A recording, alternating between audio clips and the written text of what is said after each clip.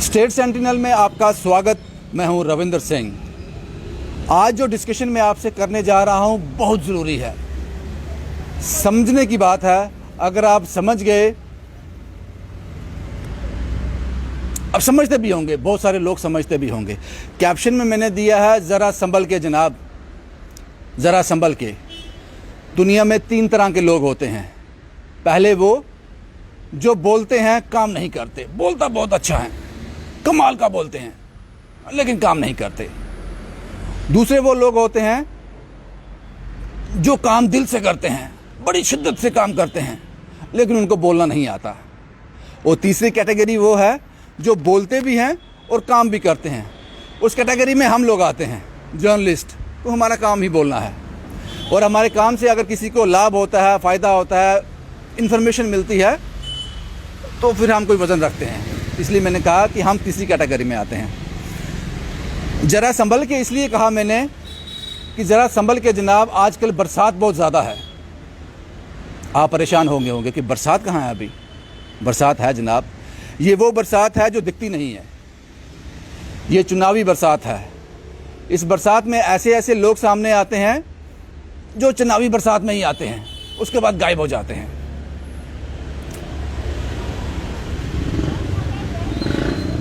आपने देखा, और ये कवायद आज से नहीं चल रही है, जब से देश आज़ाद हुआ है, पिछले 70, 72, 73, 74 साल से चल रहा है। हमें दिल्ली से लोग बुलाने पड़ते हैं यहाँ कैंपेन करने के लिए। दिल्ली से आज आ रहे हैं, स्मृति ईरानी जी आ रही हैं, शहनवाज साहब आ रहे हैं, अनुराग साहब आ रहे हैं, और भी बड़े लोग। इससे पहले चेहरे बदले थे, नाम बदले हुए थे। पहले राहुल गांधी आते थे, सोनिया गांधी आते थे, पी चिदम्बरम साहब आते थे। नाम बदल गए, मंशा वही है, चेहरे बदल गए, लेकिन सोच वही है। क्यों जनाब, आपको क्यों लोग बुलाने पड़ते हैं? अगर मेरा पड़ोसी है, मुझे उससे जाकर बात करनी है, अपने लोगों से बात करनी है, मुझे डर है कि मैं उनके बीच में जाऊंगा, वो मेरी बात मानेंगे नहीं, मुझे किसी की सिफारिश की ज़रूरत है। मैं अपने भाई को साथ ले जाता हूँ, भाई तू उनको बता यार, मेरी बात तो सुनते नहीं है। भाई आपकी बात क्यों नहीं सुनते हैं? आप तो उनके अपने हो, आपको सिफारिश की ज़रूरत क्यों पड़ती है? और जो चेहरे आज आ रहे हैं, 70 साल से जो आ रहे हैं, पहले भी आते थे, सिस्टम वही है। उसके बाद वो गायब हो जाते हैं, उसके बाद वो गायब हो जाते हैं। वो आपको नहीं दिखेंगे, सिर्फ चुनाव में दिखेंगे। इसलिए मैंने कहा कि ज़रा संभल के जनाब, बरसात है और बहुत तेज़ बारिश हो रही है, बहुत ज़्यादा कीचड़ है। ज़रा संभल के। काश मैं वो सियासत देख सकूं, पता नहीं मेरी उम्र में वो मुझे देखने को मिलेगी या नहीं। मैं वो सियासत देख सकूं जो ग्राउंड का आदमी है, जो ग्राउंड का आदमी है, वो खुद जाए लोगों के बीच, खुद उनसे वादे करे, खुद उनसे बातें करे, खुद उनका दुख पूछे और कहे कि जब भी जरूरत पड़े मेरे घर आ जाना। और जब वोट लेने जाए, कैंपेन करने जाए, तो वो खुद जाए अपने बलबूते पे।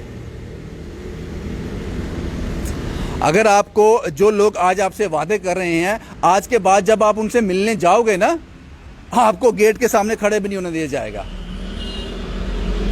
वहां सिक्योरिटी इतनी होगी, आप नहीं खड़े हो सकते। कहां जाओगे? दिल्ली। काश वो सियासत में देख सकूं। और आज बीजेपी का सेंटर में गवर्नमेंट है, तो बीजेपी के लोग आ रहे हैं। इससे पहले कांग्रेस की थी, वो लोग आते थे।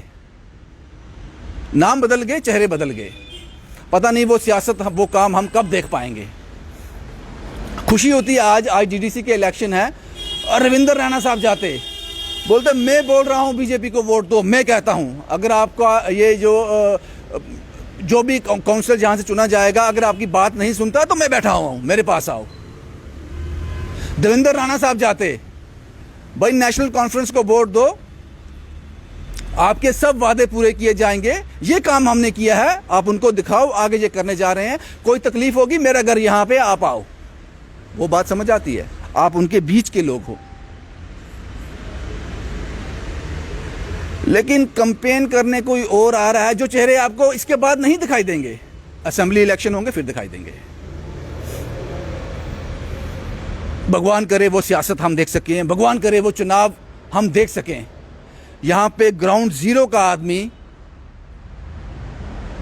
खुद लोगों से इंटरेक्ट कर पाए, खुद बात करे उनसे और नज़र से नज़र मिला के बात करे। ये तो सिफारिश हो रही है जनाब, ये मेरी बात तो सुनेंगे नहीं, आप बोल दो, आप कह दो शायद सुन लें। वो स्वस्थ, वो हेल्दी सियासत हम लोग देखना चाहते हैं और जिस दिन वो सियासत हो जाएगी भारत का नक्शा चेंज हो जाएगा। भारत जो ख्वाब भारत का किसी ज़माने में आज़ादी के वक्त देखा होगा वो पूरा हो जाएगा। खैर, अगर इस डिबेट में जाएंगे तो कहानी बहुत लंबी चली जाएगी। ज़रा संभल के वो देख लेना। मैंने कहा कि कुछ लोग ऐसे होते हैं जो काम करते हैं, बोलना नहीं आता।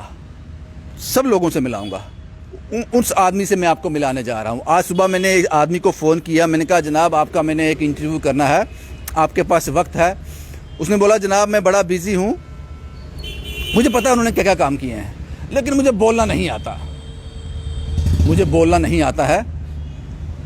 मैंने कहा नहीं, आप आ जाओ, आप आ जाओ, आप ये स्क्रीन डिज़र्व करते हो।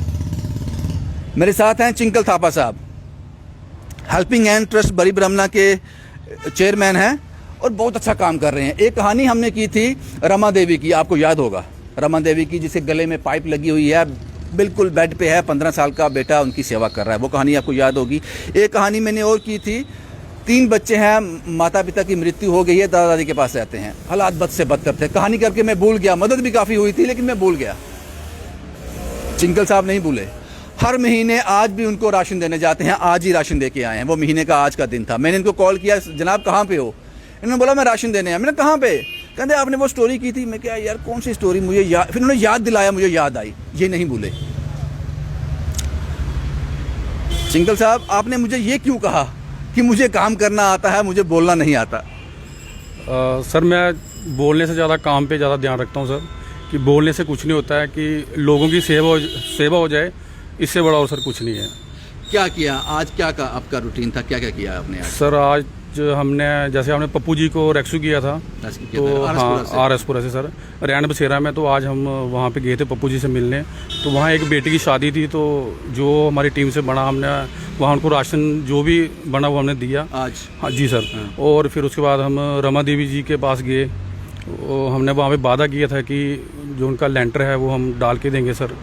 तो फिर हमने वहाँ पे भी उनको थोड़ा सामान जो भी उनको चाहिए था, शटरिंग का और सीमेंट बजरी जो भी था सर, वो आज हम उनको डलवा के दे दिया। तो सर साथ में आपने आज से कोई 7 महीने पहले एक स्टोरी की थी सर, बच्चों वाली, तो वो मैं हर 2 महीने के बाद सर मैं जाता हूँ वहाँ पे राशन देने। जी जी बिल्कुल, जो भी उनको, जी हाँ सर, आज भी मैं वहाँ पे गया था। तो भूल गया था वो। नहीं सर, आप मुझे याद है सर कि उन्होंने मेरा नंबर रखा था, तो मुझे वो बोलती चाचू राशन खत्म है। मैंने कहा बेटा कोई बात नहीं, मैं पक्का आऊँगा मैं। तो सर मैं गया था, तो मैंने बोला कि जब भी आपको कोई ज़रूरत पड़े, क्योंकि मैं एक बार जाके सर 2-3 महीने उनको राशन दे देता हूँ, फिर 2 महीने के बाद फिर वो मुझे फ़ोन करते हैं। तो मैंने कहा कोई बात नहीं, मैं ज़रूर आऊँगा मैं। सर बस यही है, मैं बोलता कम हूँ सर, काम पे थोड़ा ज़्यादा रहता हूँ सर मैं। बोलना नहीं, चिंकल साहब आपको बोलना भी पड़ेगा, आप दिखाना तो पड़ेगा ना लोगों को भी, आपसे और कई चिंकल थापा पैदा होंगे, और कई चिंकल थापा का जन्म हो जाएगा आपको देखकर। अच्छा मुझे ये बताओ कि कल का शेड्यूल क्या था? कल भी आपने बोला कि मैं शादियों में था। हाँ सर, कल एक शादी आरएसपुरा में थी सर, हमारे मोखे गाँव में। तो एक सर थी मीरा साहब के नंदपुर में थी, एक थी सर अपना ये बिश्नाह के साथ ही है नतराल। कल 3 शादी थी सर वहाँ पे, तो उनको भी हमने जो भी हमसे बना राशन, जो बहन के जो भी सर बना, हमने वो उनको दिया सर। वो दिया जी सर। मैं चिंकल थापा जी का, इन्होंने मुझे नहीं बोला, ये तो बोलते हैं कि ज़रूरत नहीं है। आपको याद होगा उस बेटी की शादी है 10 दिसंबर को, प्रिया की, कठुआ में। उस गांव का नाम था, क्या नाम था? अमाला गांव का नाम था। वहाँ भी चिंकल थापा साहब मेरी कहानी के बाद दूसरे दिन चले गए थे। मैं तीसरे दिन गया था, दूसरे दिन चल के राशन दे के आ गए थे। चिंकल साहब बहुत अच्छा काम कर रहे हो आप। ऐसे लोगों के लिए स्टेट सेंटिनल के पास वक्त ही वक्त है। ऐसे लोग हमारे साथ जुड़े रहें, लोगों की सेवा होती रहे। एक नाम यहाँ पे मैं और लेना चाहूँगा, वो आपसे मिलवाऊँगा, उस शख्स को मैं आपसे मिलवाऊँगा। उनका नाम है सुखदेव। सुखदेव अभी यंग है, कोरोना काल में काफ़ी काम किया उन्होंने, मार भी खाई, मार भी खाई उन्होंने। एक बड़ा विस्तार से आप लोगों के साथ उनको मिलाऊंगा, सुखदेव के साथ, सुखदेव को मैं आपसे मिलवाऊंगा। उसको, उस आदमी को आपसे मिलाना बहुत ज़रूरी है, लेकिन आज वो हमारे साथ नहीं है, लेकिन फिर कभी मिलवाऊंगा। लेकिन जिक्र करना बहुत ज़रूरी है। सुखदेव ने, भगवान उनकी बड़ी लंबी उम्र करे, उन्होंने अपने आंख से लेकर सभी ऑर्गन डोनेट कर दिए हैं कि एक ना एक दिन इस संसार को छोड़कर सभी ने जाना है। ये सत्य है, ये अटल सत्य है। उन्होंने अपने सभी ऑर्गन डोनेट कर दिए हैं कि जो भी ज़रूरतमंद उस वक्त रहेगा, मेरे ऑर्गन उनको दे दिए जाएं। डोनेट कर दिए हैं। अभी हेल्दी हैं, यंग हैं। ये भी नहीं है कि बहुत एज्ड हो गए हैं तो अब उनको ज्ञान आ गया, नहीं, यंग हैं। और कोरोना काल में उन्होंने इतना काम किया, पुलिस से मार भी खाई उन्होंने, पुलिस से मार भी खाई। वो मैं सारा आपको बताऊंगा जब मैं डिस्कस करूंगा, सुखदेव को आपसे मिलाऊंगा। वो डिज़र्व करते हैं, वो आप लोगों से रूबरू होना डिज़र्व करते हैं। हमारी खुशकिस्मती होगी कि सुखदेव हम उनका इंटरव्यू कर पाएँ। मैं कोशिश करूंगा, सुखदेव को आपसे मिलाऊंगा। उसके साथ साथ जनाब, आपको एक शख्स से और मिलाना बहुत ज़रूरी है। उनको मैं फ़ोन लाइन पे लूँगा। आपको याद होगा गांव अमाला में प्रिया की शादी जो 10 दिसंबर को होने जा रही है, वो शादी हम कवर करेंगे। वो शादी हम ज़रूर कवर करेंगे, वो दिखाएंगे आपको। वहाँ मैंने एक अनाउंसमेंट की थी कि CRPF का रेडियो वायरलेस एक ग्रुप है, जो ये कह रहा है कि हम अपने ग्रुप में उस बेटी के लिए, उस बहन के लिए पैसे इकट्ठे कर रहे हैं। जब पैसे इकट्ठे हो जाएंगे तो हम वहाँ विज़िट करेंगे। उन्होंने विज़िट कर लिया, उस ग्रुप ने विज़िट कर लिया। मेरे साथ फ़ोन लाइन पे हैं। सर, आपका बहुत बहुत स्वागत है। हेलो हेलो सर, आपको आवाज़ आ रही है मेरी? हाँ सर, आ रही है। सबसे पहले अपना नाम बताएं। मेरा नाम अरुण है सर। अपने ग्रुप का नाम बताएं। मेरा Jammu and Kashmir radio operator group है, CRPF Jammu and Kashmir radio operator group. Sir, क्या किया आपने प्रिया के लिए जो 10 दिसंबर को शादी होने जा रही है अमाला में? कहाँ तक पहुँचे आप लोग? सर, हम जो हमारा एक ग्रुप है वो एक CRPF एक रेडियो ऑपरेटर, एक उसकी एक ब्रांच है, उसी का एक संगठन के हम कुछ लड़के एक साथ जुड़े हुए हैं जो सोशल काज करते हैं। तो आपके चैनल के माध्यम से ही हमें पता चला कि एक प्रिया नाम की लड़की है जो अमाला गांव के रहने वाली है, और उसकी शादी है और उसके लिए कुछ हेल्प चाहिए। तो हम इस तरह के काम करते रहते हैं, और फिर हम लोगों ने डिसाइड किया कि ये एक अच्छा कॉज है, हमें इनकी हेल्प करनी चाहिए। तो हम सब लड़कों ने मिलकर नियर अबाउट 57,500 रुपीज इकट्ठे किए हमारे ग्रुप ने। और आज उनके घर हमारा जो ग्रुप था वो जा रखे थे, और उनके घर जाकर हमने उस लड़की को एक छोटी सी मदद के रूप में हमने उनको दिए, और उनको ये भी आश्वासन दिया कि भविष्य में या इससे शादी के दौरान अगर किसी और चीज की उनको हमारी तरफ से कोई हेल्प चाहिए होगी तो हम उनकी हेल्प करने के लिए तैयार रहेंगे। बहुत बढ़िया। सर, मुझे अपने बारे में थोड़ा और बताएं ना, अपने ग्रुप के बारे में। आप CRPF के जवान हो सभी? हाँ जी सर, हम एक CRPF के एक सिग्नल ब्रांच के ऑपरेटर्स हैं हम। तो हम लोगों ने एक ग्रुप बना रखा है जो खाली इसी सोशल काज के लिए हम काम करते हैं। जैसे ड्यूटी का बर्डन तो रहता है, लेकिन कुछ सोचते हैं कि कुछ ऐसे काम भी करने चाहिए समाज के लिए, जिस समाज में हम रहते हैं। कुछ हमारा भी फर्ज बनता है कि हम भी समाज के लिए कुछ करें। बहुत बढ़िया। हमारा एक मोटो रहता है, हमारा एक मोटो होता है सर, सर्विस एंड लॉयल्टी, सेवा और भक्ति। उसी के तहत वो मोटो भी हमें बहुत प्रोत्साहन देता है कि ऐसे काम करने के लिए, इंस्पायर करता है हमें।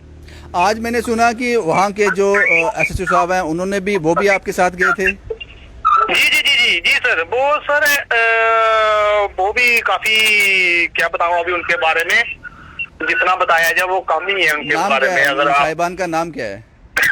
सर, उनका नाम है भूपिंदर सिंह, SHO राजबाग गया। ओके, वो साथ गए थे आपके?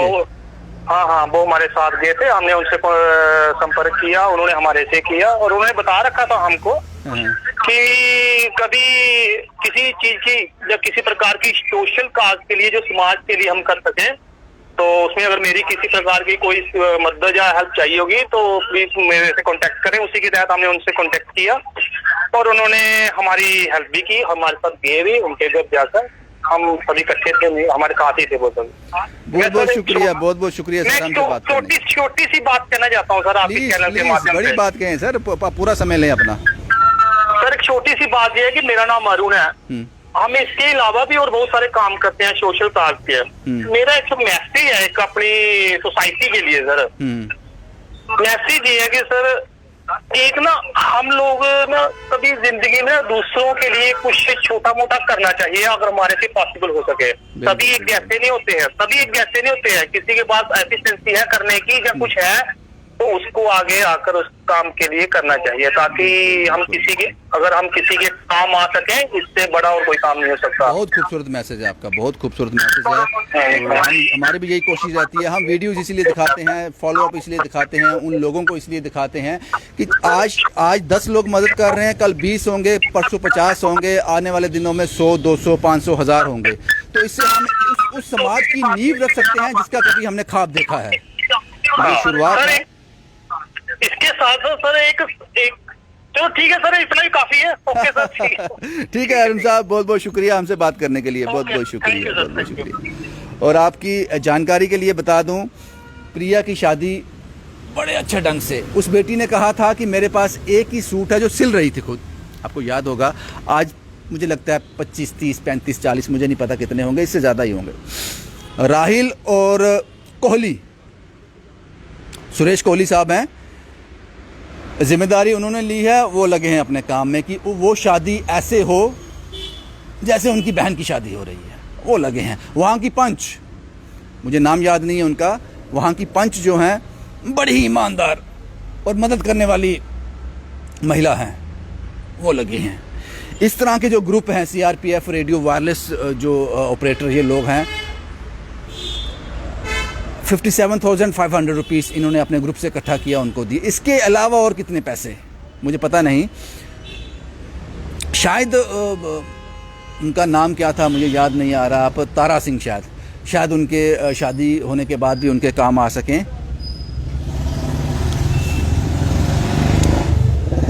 और मैंने आपसे वादा किया है कि मैं आपको सुखदेव से मिलाऊंगा, और मैं मिलाऊंगा सुखदेव से आपको। सोशल काज के लिए एकदम तैयार रहते हैं। कोविड के दौरान उन्होंने बड़ा अच्छा काम किया है, और ऐसे लोगों को आपसे रूबरू कराना बहुत ज़रूरी हो जाता है। और मुझे उम्मीद है सिविल सोसाइटी से, बहुत ज़्यादा उम्मीदें हैं, और आप मेरी उम्मीदों से ज़्यादा आप हेल्प कर देते हो। मैं आपको तस्वीर देता हूँ, आप नज़ारा बदल देते हो, इसमें कोई दो राय नहीं है। काश ये जो रिस्पांस का रिटेलिएशन है ये प्रशासन में भी हो। वो मैं इसलिए कह रहा हूँ, मुझे आज भी याद है, 2 दिन हो गए शायद, एक आर्मी के कर्नल, रिटायर्ड कर्नल की डेथ हो गई थी बदकिस्मती से, कोरोना से। उनकी बॉडी को GMC की मोर्चरी से एम्बुलेंस तक रखने के लिए आपने पैसे लिए जनाब। चलो पैसे लिए तो लिए, हमने रिपोर्ट की, काफ़ी लोगों ने रिपोर्ट देखी, वो आप लोगों ने भी देखी। हुआ क्या? काश आप रिस्पांस देते, क्योंकि जब ये सौदेबाजी चल रही थी उसी वक्त मैंने एक ऑफिसर को फ़ोन किया था कि जनाब आपके GMC में चल रहा है, उसी वक्त। और आपकी तरफ से अब ये भी कहा जा रहा है उस परिवार को कि जनाब आप रिटर्न में कंप्लेन दें। हो जनाब, जब सौदेबाजी हो रही थी तभी कॉल कर दिया था आपको, आप अपने CCTV फुटेज खंगालिए, आप सब कुछ जानते हैं, आप सब कुछ जानते हैं। लेकिन कोई पॉजिटिव फीडबैक मिलता तो एक लेसन मिल जाता। शायद आप काम कर रहे हो, शायद आप इंक्वायर कर रहे हो, शायद अपने ढंग से आपका काम चल रहा हो, मुझे पता नहीं, लेकिन दुख होता है, दुख होता है। हमें ऐसी खबरें नहीं करनी है, हमें दुख होता है ऐसी खबरें कवर करने में, बहुत ज़्यादा दुख होता है। ये कहानी थी जनाब, और ज़रा संभल के, वो बात मेरी याद रखना, ज़रा संभल के। हम वो हेल्दी पॉलिटिक्स देखना चाहते हैं जब ग्राउंड ज़ीरो का नेता खुद लोगों के बीच जाए, खुद बात करे, खुद उनको आश्वासन दे, उनसे आंख से आंख मिलाकर बात कर सके, उसको यकीन हो कि ये मेरे लोग हैं, उसको किसी की सिफारिश की ज़रूरत ना हो। डिस्ट्रिक्ट डेवलपमेंट काउंसिल, ये इलेक्शन होने जा रहे हैं, दिल्ली वाले आके यहाँ बता रहे हैं, इसके बाद वो चले जाएंगे। इसलिए मैंने कहा ज़रा संभल के। और ये कवायद अब शुरू नहीं हुई है, मैं बोलूँ अभी शुरू हुई है 4, 5, 6 साल से ना। जब से देश आज़ाद हुआ है 70, 72, 74 साल से नाम बदलते जाते हैं। पहले सोनिया गांधी था, राहुल गांधी था, पी चिदम्बरम था और कई नाम थे। आज वो नाम चेंज हो गए। आज स्मृति ईरानी है, अनुराग जी हैं, आज शहनवाज जी हैं, नाम चेंज हो गए। आगे शायद फिर चेंज हो जाएं। अगर मुझे अपने मोहल्ले को सुधारना है, मैं उनका नेता हूं, तो मुझे उनसे आंख से आंख मिलाकर बात करनी चाहिए। मुझे चौथे मोहल्ले वाले को लेकर नहीं आना चाहिए, जनाब ये मेरी बात तो सुनेंगे नहीं, आप बोल दो। वो मेरी नहीं सुनेंगे तो किसकी सुनेंगे? फिर इसका मतलब आपने कुछ गड़बड़ की है, वो आपकी बात नहीं सुनेंगे। कुछ तो गड़बड़ है, फिर आपकी बात क्यों नहीं सुनेंगे? ये आपकी बात तो पहले सुननी चाहिए इनको। जिस मोहल्ले में आप रहते हो, जिस डिस्ट्रिक्ट में आप रहते हो, जिस स्टेट में आप रहते हो, जिस ड्यूटी में आप रहते हो, आपकी बात तो पहले सुननी चाहिए। खैर, काम करने का तरीका अलग हो सकता है, लेकिन हम यही चाहते हैं कि जो भी उम्मीदवार इस इलेक्शन में, आने वाले इलेक्शन में, असेंबली इलेक्शन में जो भी हो, मुद्दा सिर्फ एक होना चाहिए। मैनिफेस्टो होता ना, एक होना चाहिए, डेवलपमेंट, लोगों की खुशहाली। कोई भूखा सोए ना, किसी के सर पे ऐसा ना हो, छत ना हो, हर एक का बच्चा स्कूल जाता हो, हर एक के घर में रोटी हो, बस ये मुद्दे होने चाहिए। और जिस दिन ये सब मुद्दे आपने कंप्लीट कर लिए, वादा तो किया, कंप्लीट कर लिए, तो समझ लेना फिर भारत को कोई रोक नहीं सकता। बस यही कुंजी है, ये चाबी यही है, ज़्यादा दिमाग खपाने की ज़रूरत नहीं है। कुंजी यही है, लोगों की खुशहाली, शिक्षा, मकान, रोटी, कपड़ा, रोजगार, बस यही है।